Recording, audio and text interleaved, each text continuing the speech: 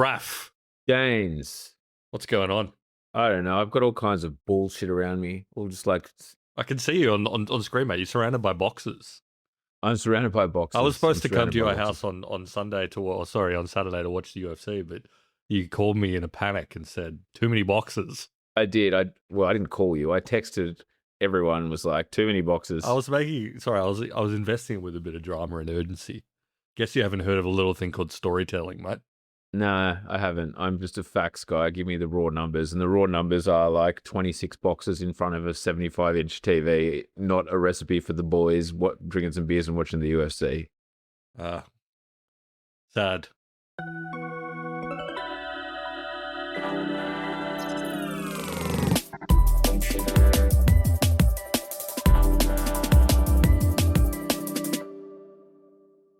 Folks, well, we're talking about a couple of things today, but, well, the main thrust of the episode is going to be about a topic we haven't returned to in a little while, which is like checking in on the streamers and Kick Yeah. and what's going on that depraved platform. We haven't talked about it in ages, but it's been bubbling along and there's been some interesting stuff. I know some of you have probably watched the Louis Theroux Inside the Manosphere, which was a bit of a window into some of that stuff, but you know, we haven't looped back to it. It was one of our very first episodes was about Andrew Tate's weird distribution strategy, and I think this is like extremely adjacent. Yeah, for sure.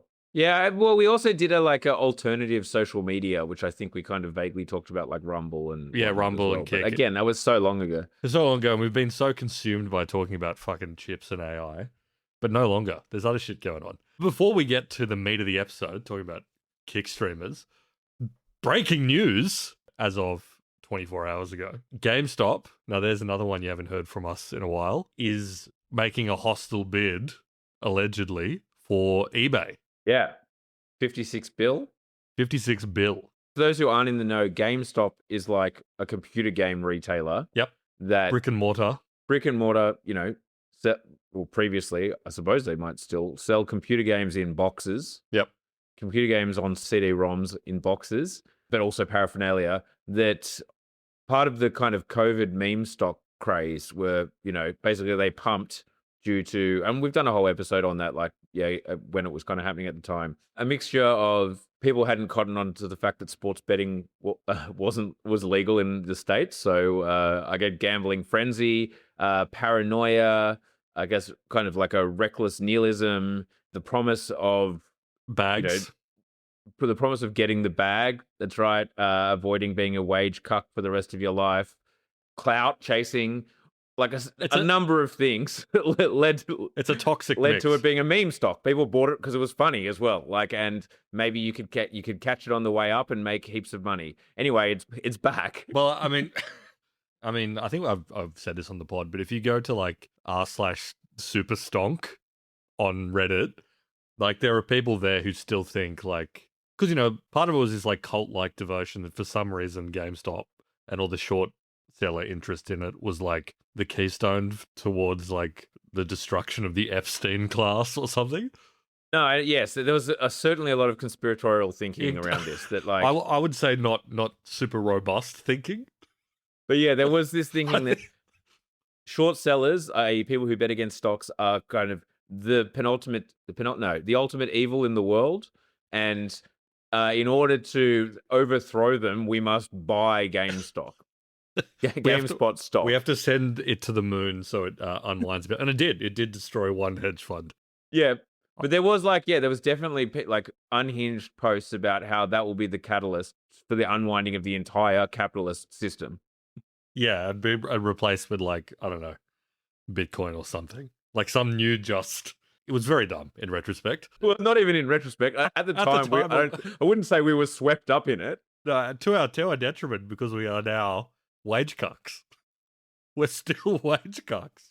But one of the outputs was that, you know, the CEO, the former pets.com CEO, Ryan Cohen, he's like a patron saint for all these strange people. Yeah, again, a cult-like devotion. Cult-like devotion. I mean, he seems to be a relatively sharp business guy. He's done a few turnarounds. Like, you know, he's made a lot of money. So clearly kind of smart, but like he is given this outsized fucking importance in the mythology as like he's gonna turn GameStop around. He's still gonna do it. But one of the reasons is so after the stock mooned, it's down significantly from then. Its market cap's about $11 billion, which is still crazy for a brick and mortar video game retailer that's clearly in like terminal decline. And that's massive. That's up 2,000% or whatever from where it was before the craze. So it's still like pumped. Yeah.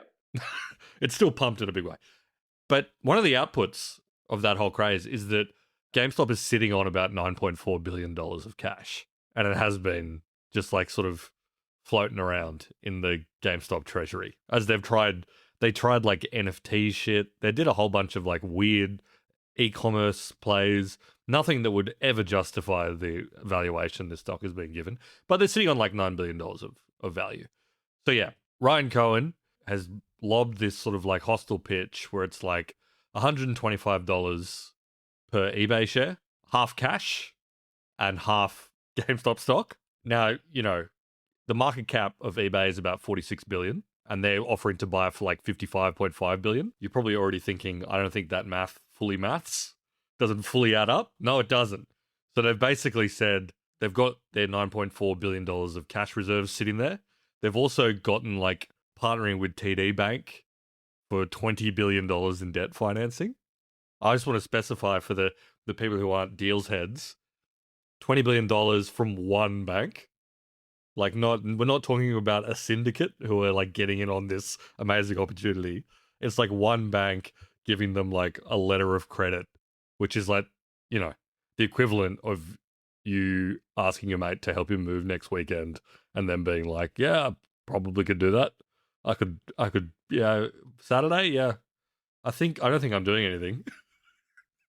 And then the other bit, GameStop stock, which, as I said, worth $11 billion, and it will require like basically tripling the number of outstanding shares, therefore like diluting everyone who's part of this fucking thing. Yes, it's nuts.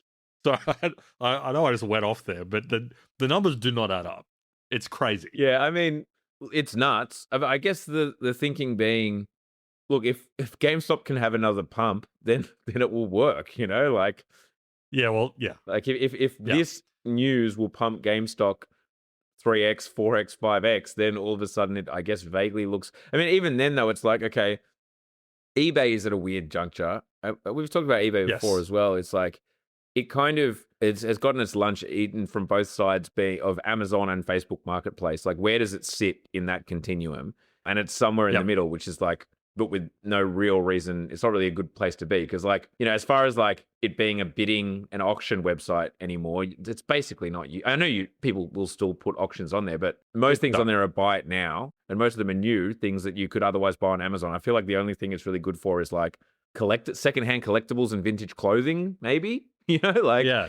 Totally. I think there's a bit of that. It's also, I think it is more, I mean, not on a pure numbers basis, but like on a per capita basis, I guess, more popular in Australia than it is in the US. So like it still has a bit of grunt in the Australian market. That's probably because eBay. Amazon is still not that popular down here as well, to be perfectly frank. Doesn't have the full, no, I agree with you. So Ryan Cohen's, because you might also be thinking like, why the fuck does GameStop want eBay? Apart from like some 4-dimensional stock pumping / whatever. So in this CNBC appearance that Ryan Cohen did, which is already like nuts, I would encourage you to go watch it. He seems fucking crazy. He described it as, this 1,600 US GameStop stores would give eBay, quote, a network for authentication, intake, fulfillment, and live commerce. So I guess the idea is that like you bring your shiny limited edition fucking Charizard Pokemon card into a GameStop, and then they'll like inspect it and photograph it and list it for you and then ship it to like wherever it's going. I don't get it. I get the collectibles thing is pumping, but like that's not. Well, is it pumping? I mean, I know that collectibles they're more pumping than they were 5 years ago, but like less pumping than they were 2.5 years ago. Like pumping in the sense that people are doing it, I guess. Yeah. I'm not putting. I know that like there's like hype because what is it like? And this kind of will feed into our conversation about Kick. what are the brothers called? The which brothers? Sorry, The, Winklevoss. there's a few of them. I know that was not very specific. Yeah, the brothers. One of them is a boxer, and the other Oh, Logan and Jake Logan Paul. and Jake Paul. I Yes. know that they, are always like, oh, should I open my $1 million Charizard or whatever? Like they're doing. There is that hype around, like they're doing some crap like that, and like selling their Charizard and whatever it is. So there is, I know, some collectibles hype, and that was the kind of a whole thing with GameStop. It was like, we will turn ourselves into this kind of memorabilia / collectibles platform thing. Anyway, whatever. It's all kind of bonkers. I would be very surprised if it eventuated. It's not going to happen. But like, it may achieve whatever strange goal he's attempting to achieve. Because as someone pointed out in the Dan Around Discord, and other people have pointed out as well, is that back in January, Ryan Cohen or GameStop unveiled like a $35 billion comp agreement for Ryan Cohen. We standard thing, almost like the Elon thing, where you get certain payouts if you hit certain thresholds. And the top one is for GameStop's market cap to hit $100 billion, currently at about 11. And if you're trying to think like, what's the conventional way to turn a brick and mortar to 10x, a brick and mortar retailer in a structurally declining segment, there's not really a traditional way to do that. So you need to do a bit of razzle dazzle. Yeah, for sure. This is probably his best shot at inflating the price. He knows he's got a legion of like freaks who are like, this guy is going to take down the Epstein class using GameStop. They should have come in. They should buy Atlassian. Yeah, GameStop. Yeah, you're right. GameStop should buy Atlassian, and then Anthropic should buy the merged entity. Yeah, that's right. Yeah, perfect. Fire Dario Amodei and put Ryan Cohen at the top. You think that Anthropic's culty right now? You ain't seen nothing yet, brother.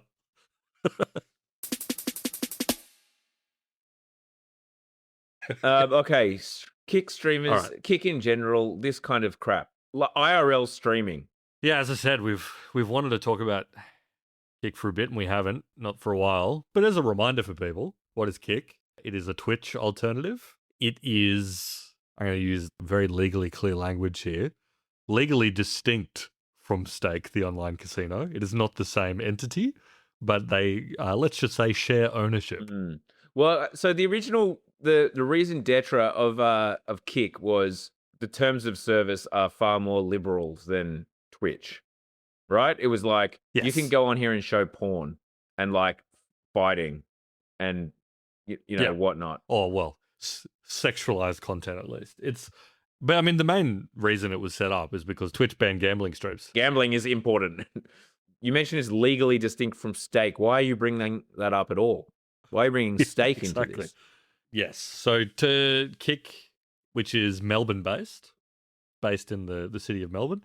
I don't think it's domiciled in Melbourne, or like at least, one of the entities is. Easy Go Entertainment owns Kick. I believe that is a proprietary limited PTY Ltd Australian company, but there is also some weird other arrangements. The Stake Casino is definitely domiciled over in somewhere in the Caribbean. And Stake, but for the record, is like something. a gambling website. Yeah, Stake's the gambling thing. So Stake, again, these are all Australian companies, Melbourne-based. Ed Craven, the Stake co-founder. There's also Bijan Tarani, his co-founder. They are heavily involved in Stake, and they also own Easy Go Entertainment, which owns Kick.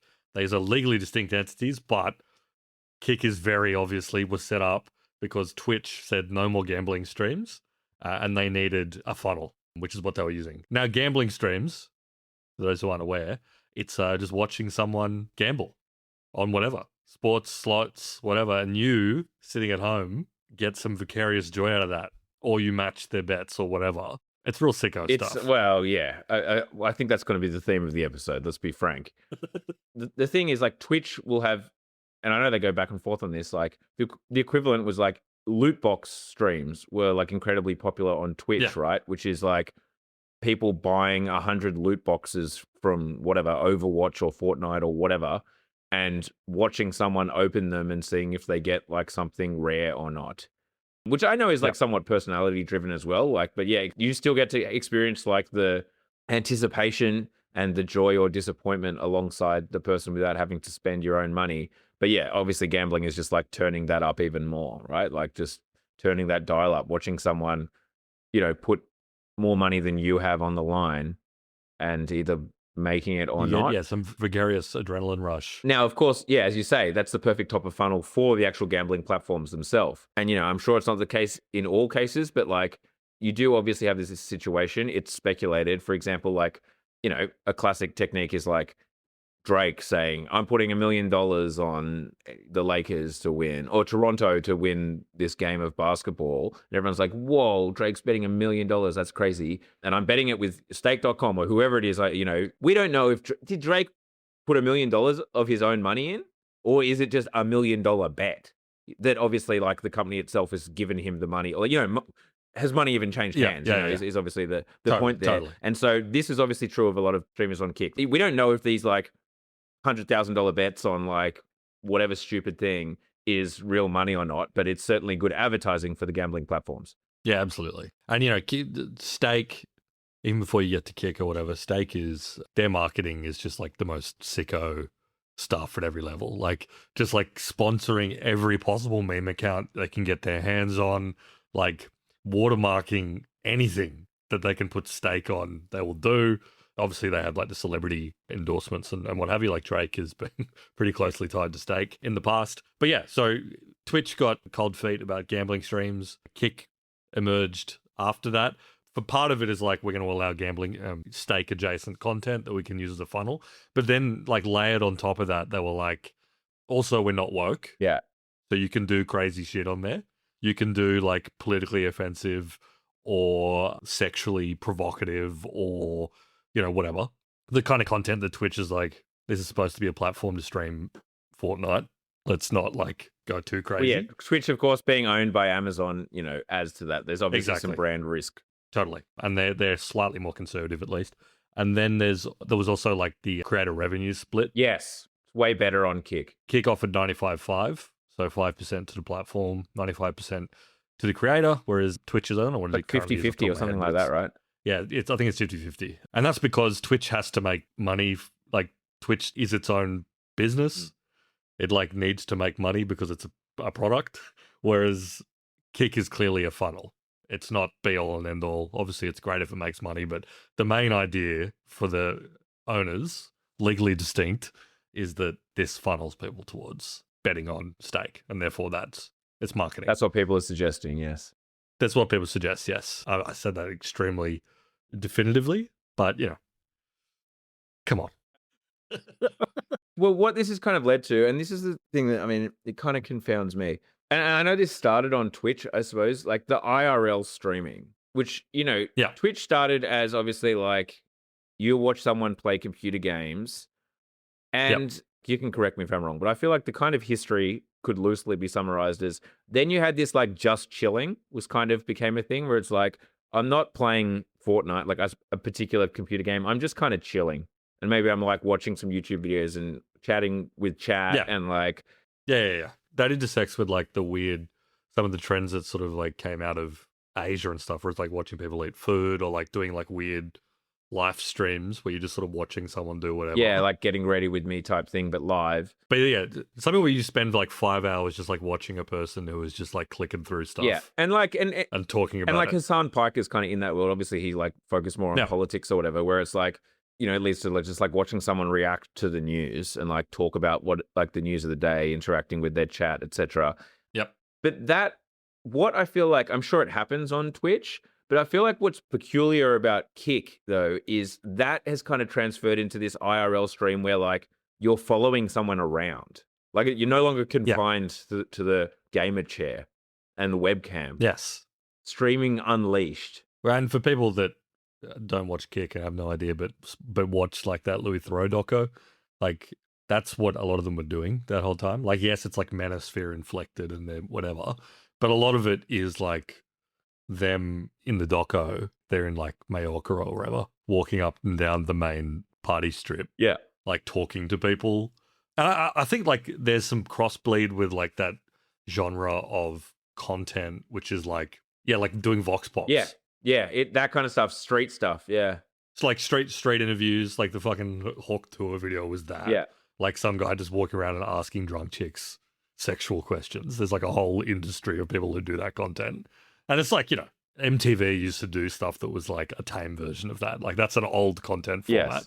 But yeah, that has evolved into this thing which everyone watches now because of like fucking Clavicular and all those dudes, where they're just like around. Yeah. Walking up and down the Yeah, street, going to into clubs. like hanging out in houses at house parties or whatever, Yeah. and then with occasional kind of not scripted, but like events happening. Like Yeah. another streamer comes along and they get into an argument or whatever, or they pull some kind of cool prank or whatever. Like they go to a university and like, because there's also a lot of that kind of disruptive stuff, like go to a university lecture and like stand up and yell or like get up to some kind of mischief. And well, even those are kind of two distinct categories, I think, but like they do again bleed into each other, where you have people who like basically their stream is like, what's his name, Johnny Somali and whatnot, who's like current like was arrested in Japan for like Japan or South Korea? Or was it South Korea? He He definitely got arrested in Japan at one point. He might have then got subsequently. I know he got bashed in South Korea. That's probably what I was thinking of. Yeah, like going to conservative cultures and just like being disruptive in public is like a whole kind of vein of it. Yeah, and that all comes out of like prank YouTubers, basically. Yeah, this stream where it's like follow this guy around as he is just a complete nuisance. Yeah, it's got to be mostly like children. 14-year-olds. Oh, absolutely. That, right? And like that, I mean, I obviously that's like juvenile and like a cancer on both the human mind, society at large. On a high trust society. As well as, I mean, like that is insane to like go to I guess a socially conservative place like Japan and South Korea and just be a fucking cunt. Like, again, when you're 14, a lot shit like compelling, that is funny. But like just acting crazy, but like, come on, man.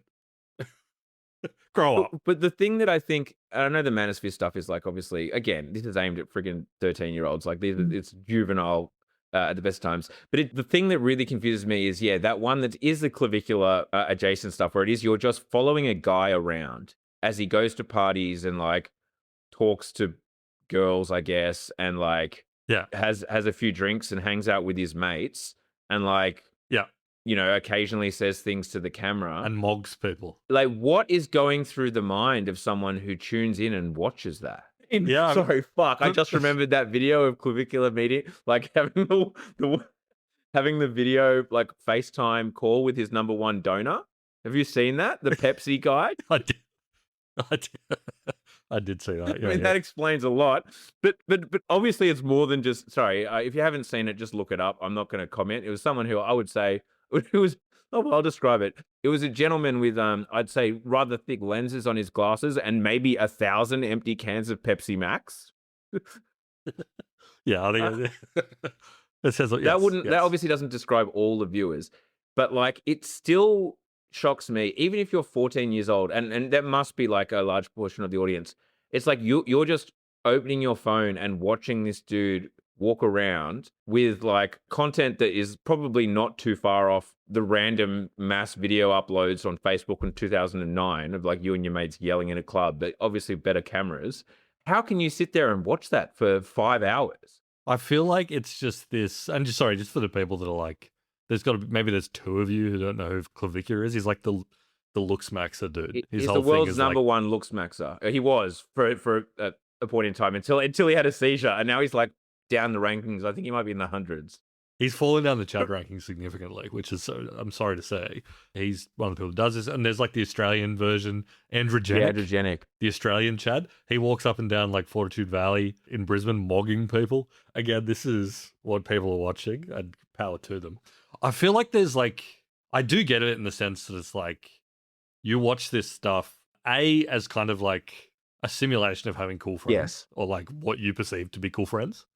Like you are there with them as they like live out their You're evening. having a mad time. Clubs, they dance, they're talking to women, they're like whatever. They're having a mad time.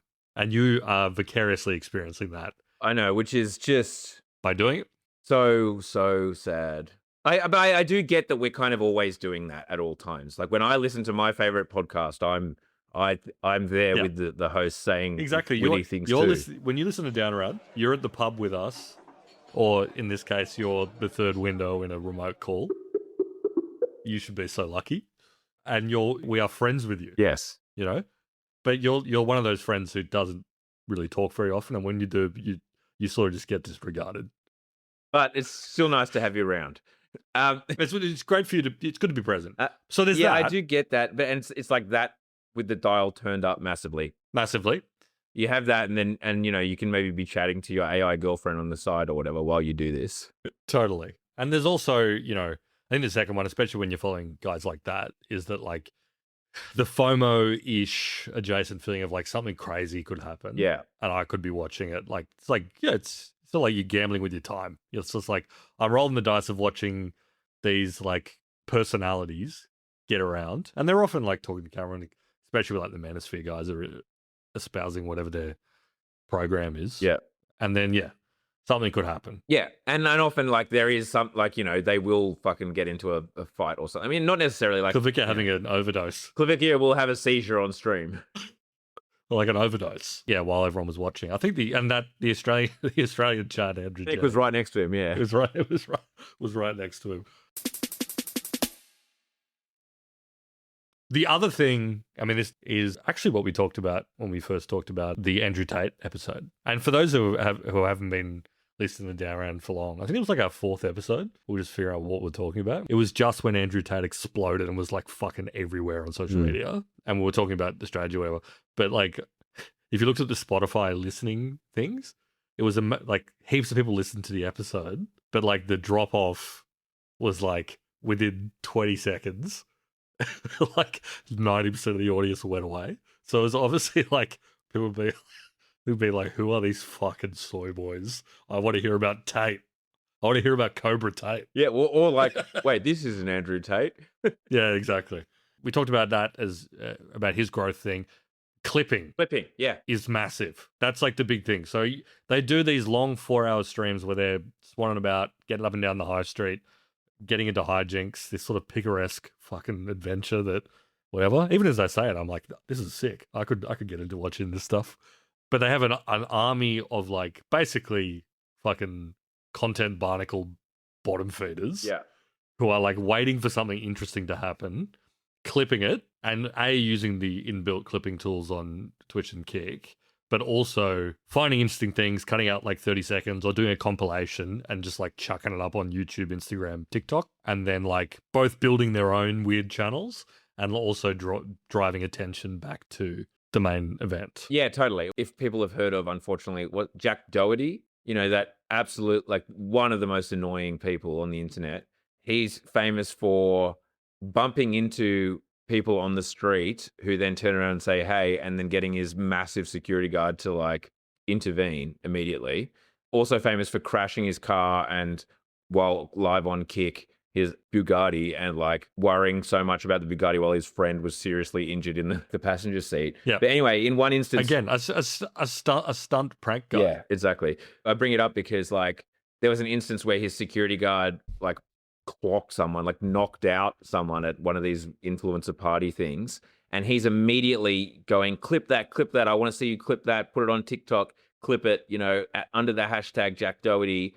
It's like this is the kind of the world where you have an influencer, this like a moronic prank influencer, his bodyguard knocking someone out, and then instant response from the streamer is like, clip it, let's get this going viral because like something cool happened on my channel. Yeah. And this is how Andrew Tate sort of boosted his profile during that time, which I guess was like 2 or 3 years ago, where it was like he would get people that were in his like weird like pimp business school to like do clipping as like part of it, essentially. Yeah.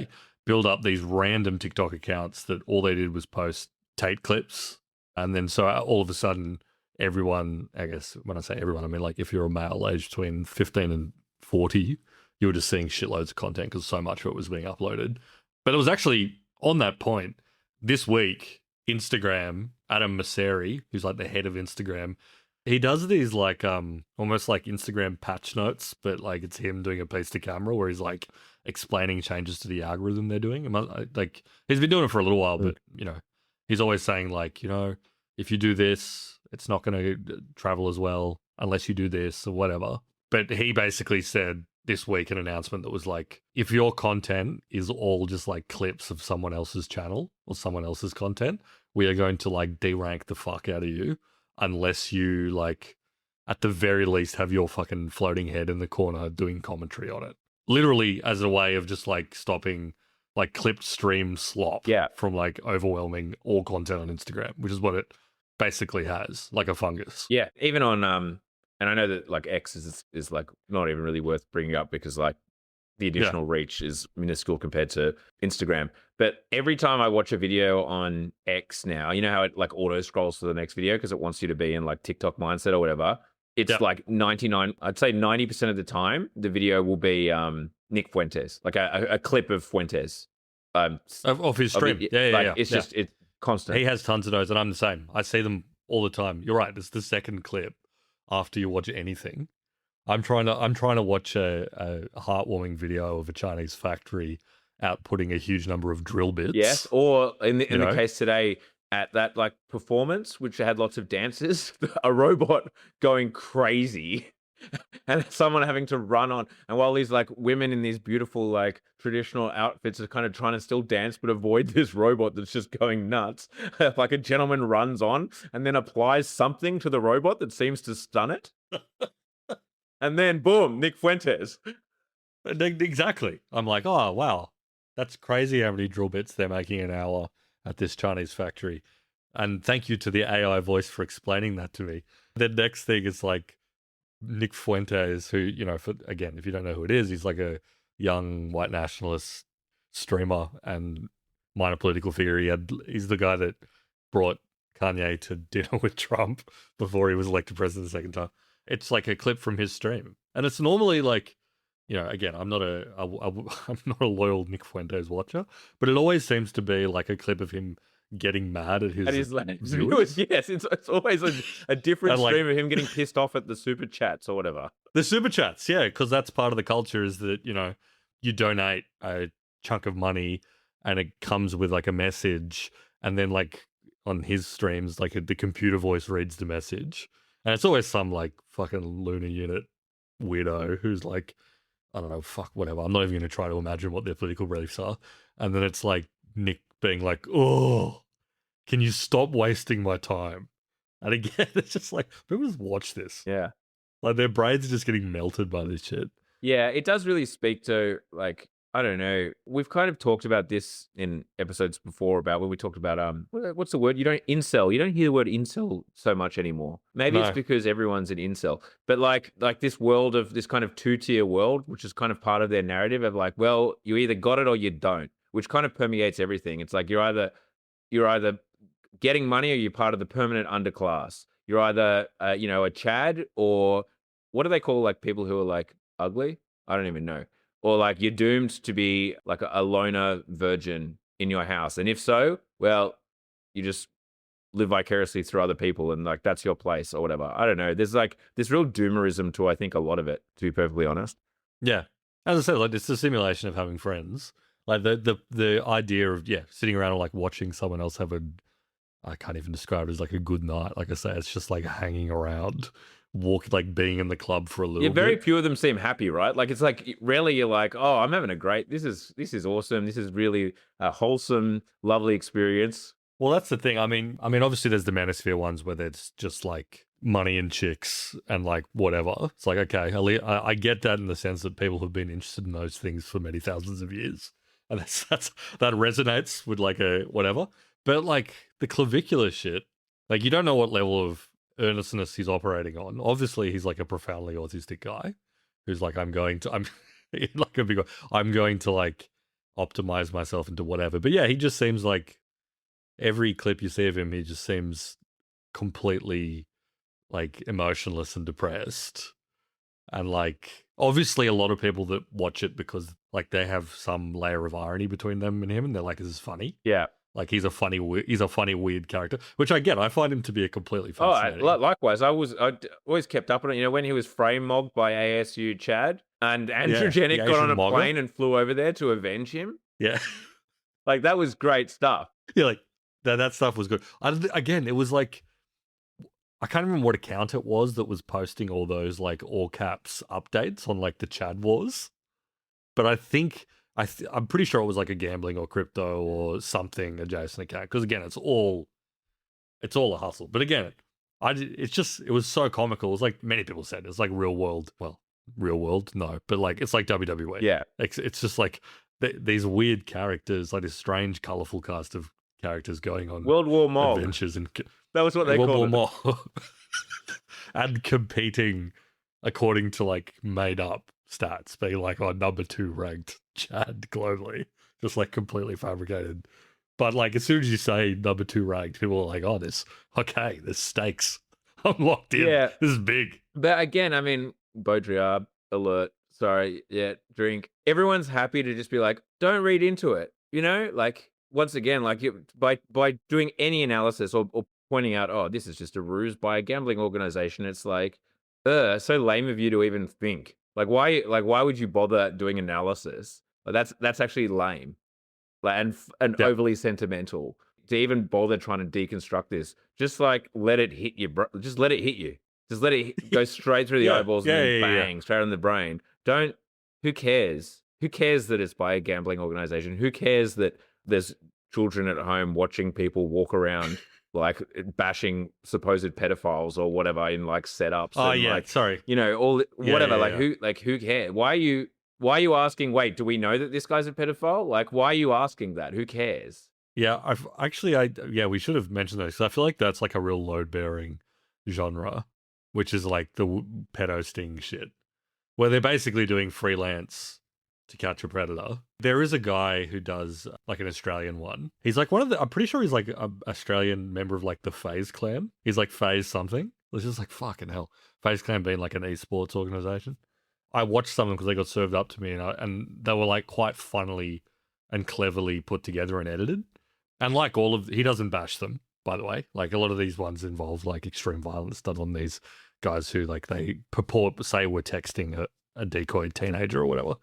He doesn't do that. He gets the police involved, like the classic To Catch a Predator things. But the end of the videos, as I watch some of them, are always him like talking to a New South Wales police officer, being like, yeah, he was talking to a 14-year-old. I've got the logs. And you can see this like New South Wales cop being like, what? Sorry, like, because there's obviously no culture of that in Australia. Yeah. So it's like you were doing some freelance policing. Wait, you're telling me you created an account of a 14-year-old girl and started flirting with this older gentleman, and you streamed it? In America, they're like, okay, yeah. In America, they're released like, oh yeah, there's like this history of people like citizens' arrests and deputizing people and whatever. So it's kind of I get the logic of it, but in Australia, they're like, sorry, isn't that our job? So it's always some cop being like, mate, can you please stand over there while I try to figure out what the fuck is happening here? And it all obviously comes back to like this desperate clout chasing, which unfortunately then like it's this self-fulfilling prophecy where like you ask kids in school, like, what do you want to be when they grow up? And it's no longer a Hollywood starlet or an astronaut. It's a streamer. It's a damn streamer. It's a damn streamer. Where did it all go wrong? I do think there's like a Mr. Beastification of just everything. Yeah. Like this whole idea that like everything you do, there's finite attention in the world. It's a dwindling resource. People have there are less kids being born, and there are a lot of people. Those kids have lower attention spans. Yeah. We've hit peak attention. You need to be doing something crazy. Yeah, well, of course. Like, and this is like with everything, and the algorithm pushes, like, it always tends to extremism, right? Which is like why, you have to be like a roided up Chad, like being overtly sexist to OnlyFans models and yelling about lesbians in like lecture halls and doing pranks and bashing pedos or whatever. Like, so, because that's how you get attention. If you're just chilling, you've got to be very charismatic to pull that off. If you're just talking about chip manufacturing, two gentlemen with a lot of knowledge talking sedately about AI and the chip industry. About yields. That yields, you're spat on and left for dead, basically. Yeah, exactly. This world's long gone past us, and we're being forgotten as we speak. We're being forgotten once again. But I will say that the kind of flip side is like there is this weird, again, like 2-speed thing where you have the TikTok clip things with like insane editing where every single pause is cut out and AI slop is being funneled into your brain and you just flip between videos that have no context between them. And then the flip side is that you have like 5-hour-long videos, and sometimes, like, there's the interview aspect of it. Sometimes like a rapper will come in with Aiden Ross and like they'll kind of just chill and chat and like boringly respond to like what questions people are asking. But I guess a lot of it is kind of like ambient viewing as well. It's like people just kind of have it on. Yeah, because you're right. There's especially a lot of those ones where like you've watched 5 hours of a guy clicking around. Maybe like with Aiden Ross, he's always got like a cast of characters who are just like at his house, and like they come onto the stream and like they talked for a while and they go away, and then he clicks and he tries to read an article or like watches another video or whatever. Well, there's a lot of downtime in these streams. Yeah.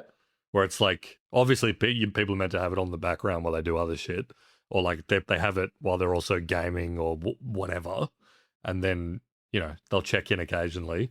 And then for those who don't have the patience for it, you have this army of like clout chasing clippers who will get anything that was actually happening. Yeah, I haven't seen, I mean, like no overt streamers in real life. I mean, I'm not freaking going to King's Cross too often or whatever. I don't know if they're out there, down this part of the world.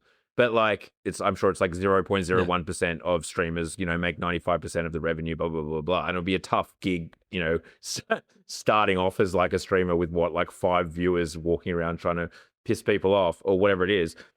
And you do see those, like occasionally they come across my feed, these accusations of like fake audience or whatever. Like that's something you can do. You can kind of have bots watching and like commenting to make it look like you're more popular than you are or whatever. But no, I'm yet to see like someone at least acting the fool overtly being a streamer. I haven't seen someone overtly. Yeah. I'm sure people are maybe doing it around me, but like I haven't seen an overt streamer. No, I mean, like it's a pretty common to see like an influencer doing influencer-y sort of shit. Yeah, see that all the time. Yeah, when you're at a restaurant and like that stuff is extremely common.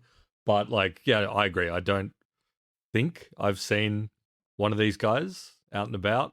Because usually they like, or the big ones at least. The big ones have got someone else filming, obviously, right? Like they're on their phone 99% of the time, but like someone else is filming them. That's correct. Yeah. No, I haven't seen that. Although I'm the same as you. I'm not like frequently on a Friday night like in the club district. But I don't even know. It's an American disease. Obviously, it's a thoroughly American disease, and like the people that do it in Australia clearly have in the back of their minds, I'm getting to LA, and I'm going to do this in America where people understand my art and my craft.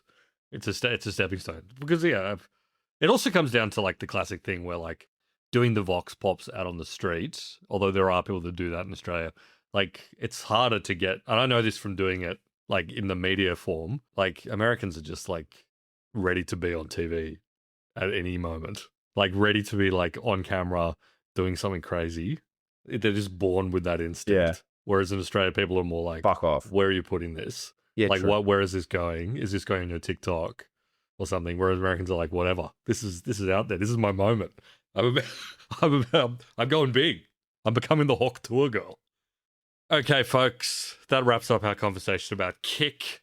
We're going to be talking about on the other side of the paywall for our beloved paying subscribers. We're going to be talking about a certain English butler by the name of Jeeves, who tragically passed away this week. Ask Jeeves is dead, and we are going to be talking about a little bit of a history of him and some search stuff around it. So if you're keen on that, downaround.net, sign up to Down Around Premium. 2 episodes a week, 1 extra. It's definitely worth it. We'll see you outside the paywall.